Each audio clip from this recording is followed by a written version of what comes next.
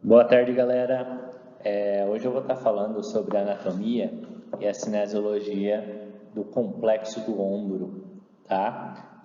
Antes de darmos início à aula, eu quero relembrar que o sistema esquelético ele é classificado como esqueleto apendicular e o esqueleto axial, certo? E também nós temos duas cinturas importantíssimas, que são as cinturas escapulares e a cintura escapular, desculpa, e a cintura pélvica. Então, na região superior, nós temos a cintura escapular. Por que eu estou relembrando isso? Porque o ombro ele fica exatamente nessa divisão entre o esqueleto apendicular e o esqueleto axial, tá? Então, vamos pensar um pouquinho, antes de trabalharmos a articulação, vamos pensar um pouquinho nos ossos que compõem esse complexo do ombro, tá? Vamos olhar na região, na vista anterior, eu consigo, no ângulo antero-superior direito, eu encontro uma clavícula. No ângulo antero-superior esquerdo, outra clavícula. Então, a clavícula é um osso par, tá? Já no ângulo póstero-superior esquerdo e póstero-superior direito, eu encontro a escápula. A escápula, junto com a clavícula, vão formar, né, a cavidade glenoide.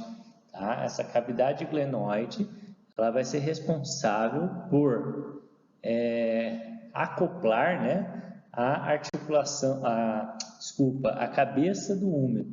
O húmero ele é o primeiro osso, tá? O primeiro osso do sistema do esqueleto apendicular de membro superior. Então é o osso mais proximal que nós temos no membro superior.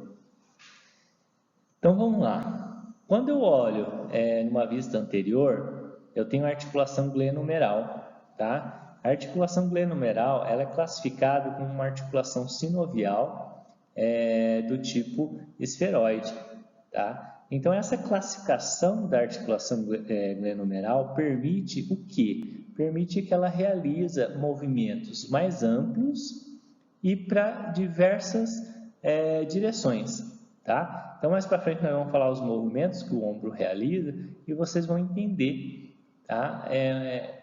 Por que dessa articulação ser tão importante, tá?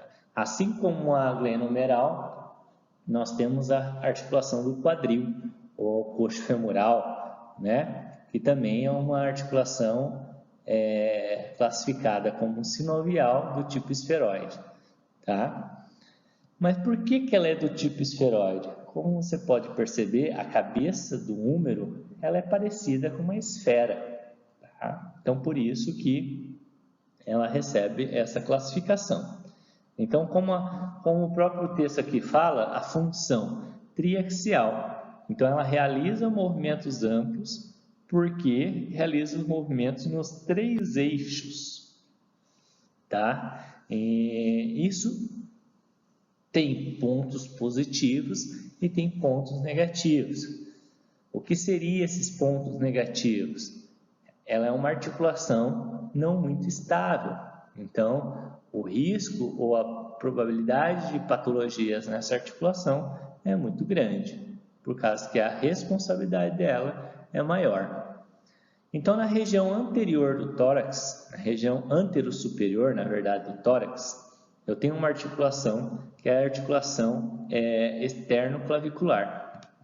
Então, a articulação externo-clavicular, ela está localizada entre o manúbrio do externo e a face articular external da clavícula.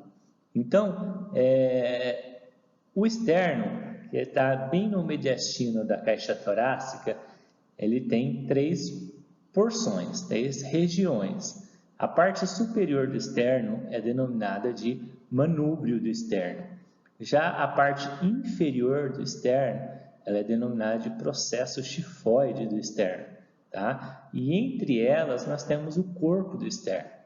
Então, essas três regiões do externo, elas têm duas articulações entre si. Então, lá em cima, entre o manúbrio e o corpo do externo, eu tenho quem? Eu tenho a articulação manúbrio-external.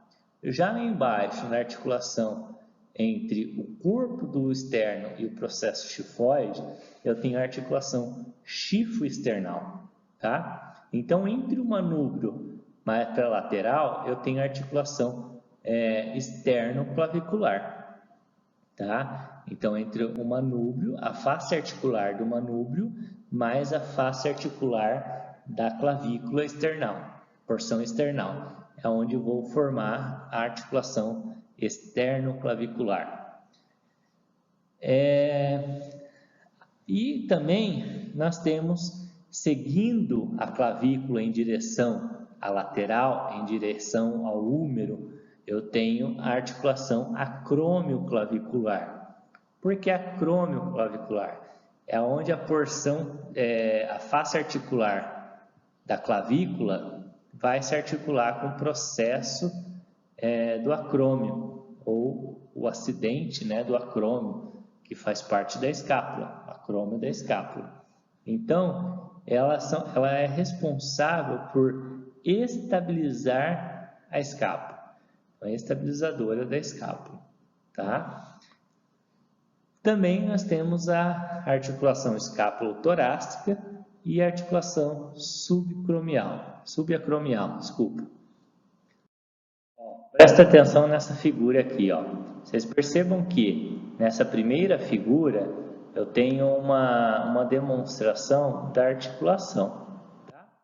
Então eu tenho aqui uma articulação acrômio-clavicular, olha o acrômio aqui, tá? E aqui a clavícula, ok? E nós temos aqui a articulação glenohumeral. Percebam que a face articular da escápula, mais a região do processo coracoide, mais o acrômio, elas são responsáveis por formar a cavidade glenoidal, tá? Nessa cavidade glenoidal é que vai ser acoplado o húmero, tá? Então, olha aqui, nós temos o osso do húmero, tá? E na porção mais proximal do húmero, na epífise proximal do húmero, nós temos essa estrutura aqui, que é denominada de cabeça do húmero, que ela vai se articular, ou que vai se acoplar à articulação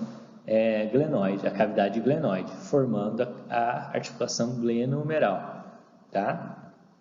Então, já que na outra figura nós vamos denominar os ossos, clavícula, as escápulas, né? E o húmero, formando acrômio clavicular, glenohumeral.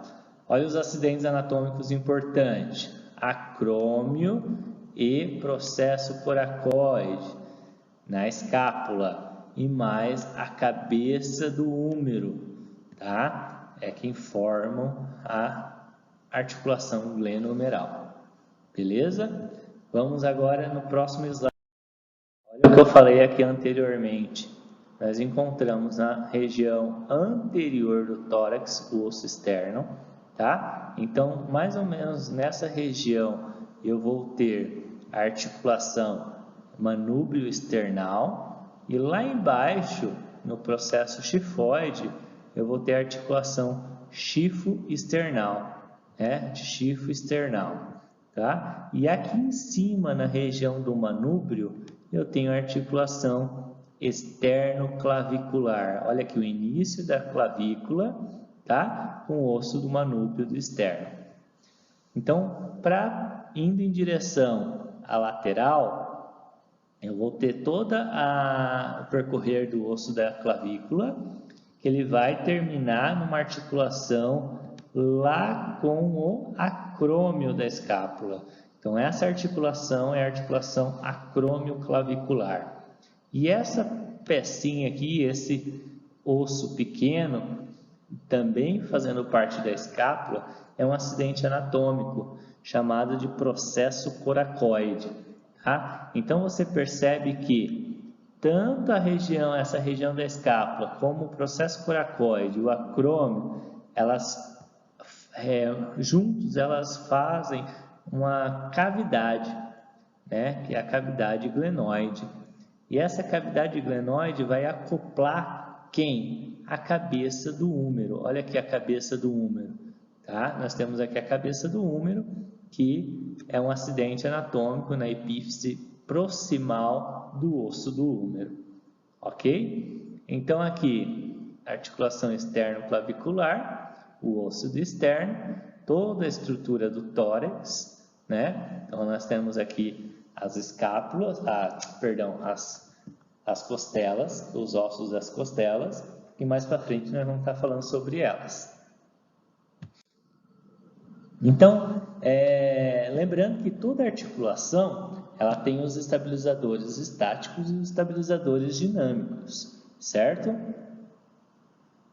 Então aqui, os ligamentos que fazem parte dos estabilizadores estáticos, nós vamos encontrar o ligamento gleno-humeral, ou os ligamentos gleno-humerais, acrômio-claviculares, córaco-claviculares, córaco-humerais, tá? Então, o primeiro, ele reforça a cápsula articular. Já o segundo, acrômio-clavicular, faz a fixação entre a escápula e a clavícula, na porção superior. A córaco-clavicular fixa a escápula na clavícula, na porção inferior. Tá? Então, acrômio-clavicular na porção superior e córaco-clavicular na porção inferior. Já o córaco-humeral é a fixação da escápula ao húmero, né? Onde que vai acoplar o húmero na escápula, na cavidade, né? Então, olha lá, ligamento acrômio-clavicular, tá? Olha aqui, ligamento acrômio-clavicular. E olha aqui, ó, ligamentos córacos claviculares, claviculares, acrômio clavicular, ó. Ok? A cavidade glenoide, tá? A cápsula articular, ó, revestindo toda a articulação, né? Esse aqui é o labrum cartilaginoso, que aumenta um pouco a profundidade da cavidade articular. E olha aqui, uma parte, um pedaço, uma vista do tendão cabeça longa do bíceps, tá? Olha aqui, ó, cabeça longa do bíceps. Aqui o processo coracoide, aqui toda a região do acrômio, né? E aqui a clavícula.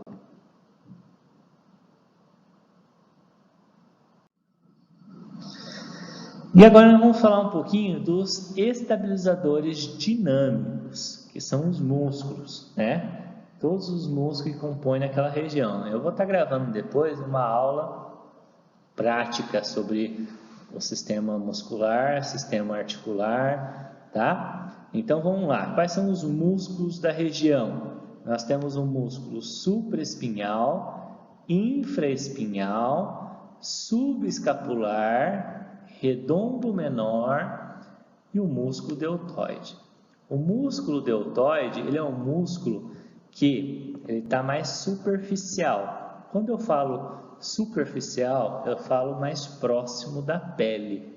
Quando eu falo músculo profundo, eu falo músculo próximo ao sistema esquelético, tá? Então, o deltoide, ele está próximo à pele.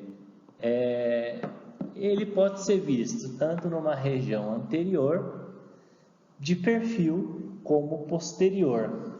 Por quê? Porque ele tem 3 fibras, né? 3 porções do deltoide.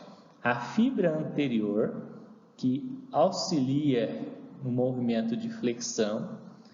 A fibra média, né? Ou a porção média, ela auxilia na abdução do ombro e já a fibra posterior, a extensão de ombro, tá? Então, já o supraespinhal, o infraespinhal, o subescapular, né? Então, o supraespinhal, o infraespinhal, o subescapular, desculpa, eles fazem parte do manguito rotador e o redondo menor. Então, todos esses quatro aqui, ó, supraespinhal, infraespinhal, subescapular e redondo menor, eles fazem parte do manguito rotador. E o manguito rotador, ele é importante para estabilizar a articulação do ombro, tá?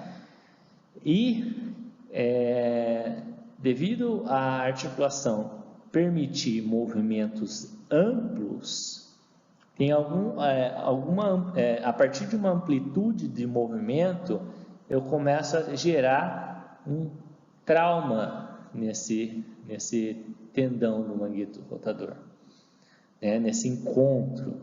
Então, é muito comum em atletas, por exemplo, de vôlei, em atletas de basquete, que realizam flexão acima de 90 graus, evoluir uma lesão no manguito rotador, tá? E a inervação, interessantíssimo eu entender. Então, se eu tenho um supraespinhal, um infraespinhal e um subescapular, todos são inervados pelo nervo supraescapular. Todos não, desculpa, eu confundi. O supra e o infra pelo supraescapular e o subescapular pelo subescapular. Olha como é fácil de gravar, tá? Supra e infraespinhal é inervado pelo supraescapular. Subescapular é inervado pelo subescapular. Já o redondo menor e o deltoide pelo nervo axilar. Olha lá o que eu falei, ó. Aqui na região anterior nós encontramos o deltoide, tá? Com uma fibra anterior, uma porção anterior, tá? Então aqui nós já encontramos o subescapular, ele pega toda essa porção, lembrando que o subescapular está localizado em uma porção, uma camada profunda, tá? Aqui em cima do subescapular nós vamos encontrar os peitorais. E lá embaixo eu tenho o infraespinhoso. Ó, o infraespinhoso está aqui, tá? O infraespinhoso. Já nessa outra figura eu consigo ver novamente o infraespinhoso, tá? Consigo ver uma pontinha aqui, ó, do músculo supraespinhoso e o subescapular novamente, tá? Já nessa figura, eu consigo visualizar melhor o supraespinhoso, consigo localizar melhor o infraespinhoso e também consigo visualizar o músculo redondo menor, tá? São mais ou menos as vistas dos músculos do complexo do. Dando sequência aqui, olha os outros músculos: peitoral maior, o redondo maior e o músculo grande dorsal. Tá? Qual é a função, uma das funções do peitoral maior? A adução horizontal, tá? E o nervo peitoral. Então, a rotação externa, com o redondo maior, e o nervo subescapular. Já o grande dorsal, ele auxilia tanto na adução de ombro quanto na extensão e o nervo tóraco dorsal. Aqui é uma imagem só para ilustrar melhor o que nós pegamos tanto a parte óssea, né, os acidentes anatômicos aqui da escápula, processo coracoide, acrômio, a clavícula, né, conseguimos ver alguns ligamentos, ó, ligamento coracromial, né? Então, e também nós encontramos, ó, tendão do músculo subescapular, ó o tendão do músculo subescapular, tá? Ó o tendão do músculo supraespinhal, tá? Então, aqui nós temos uma imagem que dá para visualizar tanto esse sistema esquelético, tanto o sistema ligamentar, sistema muscular, e compondo todo o sistema articular, tá? E aqui nós temos dois orifícios, ó, reparem, tem dois orifícios que são da bolsa, tá? Subescapular, desculpa, são da bolsa subescapular da articulação do ombro. Olha lá que eu falei dos movimentos, como são movimentos de grande amplitude, né? Nós temos a flexão e a extensão de ombro, nós temos a abdução e a adução de ombro, nós temos a rotação interna e rotação externa de ombro, tá? Flexão e extensão, abdução e adução, rotação interna e rotação externa, são os movimentos da articulação do ombro.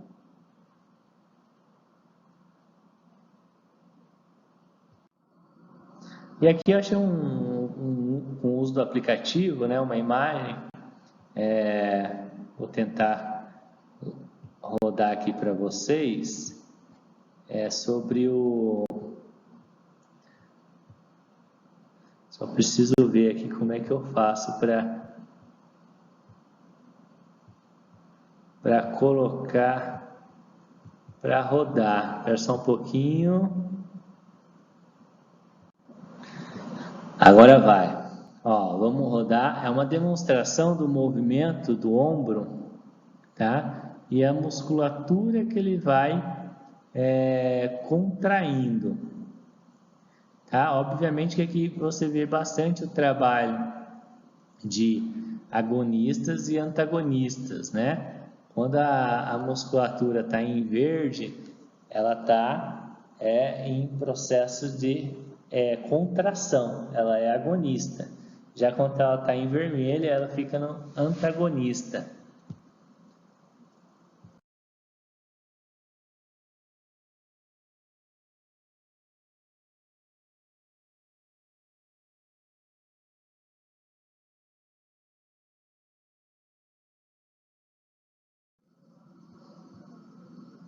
E aqui eu tenho as amplitudes de movimento. Então, no movimento de flexão de ombro, eu tenho uma amplitude de 0 a 180 graus. De extensão, que seria o retorno, também de 180 a 0 graus. Aí uma hiperextensão, né, de 0 a 45 e uma abdução de 0 a 180 graus. Então, mas o que isso significa para mim, professor? Né, eu estou começando agora. Quanto de amplitude o seu paciente consegue realizar o movimento, tá? Então, se eu tenho uma flexão de 0 a 180 graus e na minha avaliação eu vejo que o paciente está fazendo 100 graus de flexão, ele tem uma ADM reduzida. Aí eu tenho que entender o porquê que ele não consegue fazer os 180 graus ou mais próximo disso. Ou é uma dor muscular, ou é um ombro travado, né? Ou é por dor. Então eu preciso avaliar. A partir do momento que eu trato, automaticamente ele vai aumentar essa amplitude de movimento, tá? Então isso é um critério para nós seguir na nossa reabilitação. A adução é de 180 a 0 grau. A circundação, né? Alguns autores falam que ele é uma combinação dos movimentos. Outros autores já relatam que é um movimento. Então, que nem eu próprio coloquei aqui no slide, ó, combinação de movimento. Então, para você fazer uma circundação, você tem que fazer uma flexão, você tem que fazer uma adução, uma extensão, uma rotação interna, externa, uma abdução. Né? Então, é um conjunto de todos os movimentos. Já a rotação lateral externa, nós temos a de 0 a 60 graus. Tá? Ou alguns autores falam que é de 0 a 90 graus. Já a rotação interna ou medial é de 0 a 80. Aí temos a abdução horizontal, que é de 0 a 90 graus, adução horizontal, de 0 a 130 graus, tá? E aqui esse movimento de bater asas, né? Com rápidas oscilações entre adução. Então, é só que a nível de conhecimento. E os movimentos que a própria escápula faz: elevação e rebaixamento, protusão e retração, tá? Aí nós temos aqui uma inclinação escapular, na letra D, e a rotação superior e a rotação inferior da escápula. Mais um videozinho.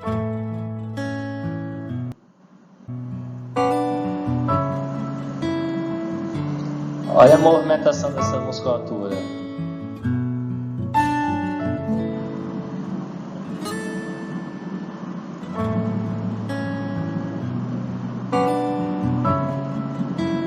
Olha o músculo serrátil. Trapézio.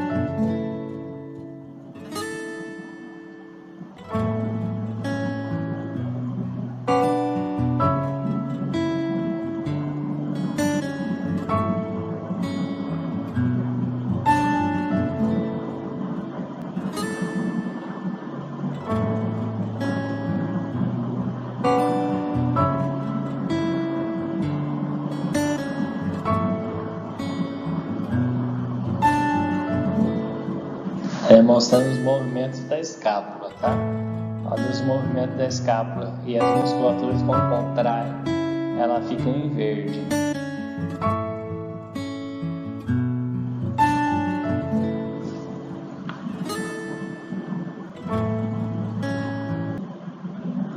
Essa é uma demonstração dos movimentos que a escápula faz. Tá?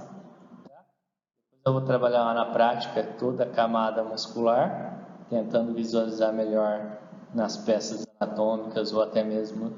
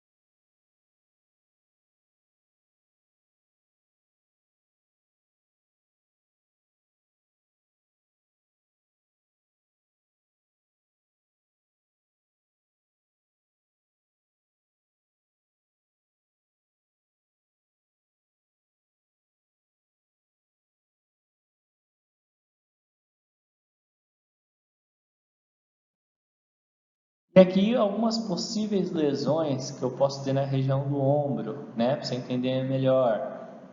Nós temos o processo da patologia de capsulite adesiva, é um processo inflamatório em toda a cápsula articular. Também nós podemos ter luxações de ombro, né, que é muito comum acontecer, e dentro dessas luxações ocorrerem rupturas de ligamentos, né? Então aqui nós temos um exemplo de uma ruptura total do ligamento, tá? E aqui também, não sei se pela foto dá para ser uma ruptura parcial ou até mesmo uma ruptura total do ligamento, tá? Na articulação acromioclavicular. E é muito comum realizar esse processo de luxação numa queda, né? Numa queda onde eu caia de costa e sofro um choque forte nessa articulação do ombro. Então há um risco que há uma força jogando póstero anterior. Então isso faz com que a cabeça do húmero se desloque para o anterior, saindo com mais facilidade da cavidade glenoide. Tá? Então, por isso, a possibilidade de realizar uma luxação de ombro ou uma subluxação de ombro. Ok, a próxima aula, aqui são algumas das referências que eu utilizei. A próxima aula eu estarei fazendo uma aula prática, tá? Estarei gravando com essas peças referentes à articulação do ombro, músculos do ombro, tá? E os movimentos que o ombro faz. Obrigado. Então, se você assistiu o vídeo, curtiu, dá um clique aí no curtida e se inscreva no meu canal que vão ter mais aulas, tá bom? Bora estudar!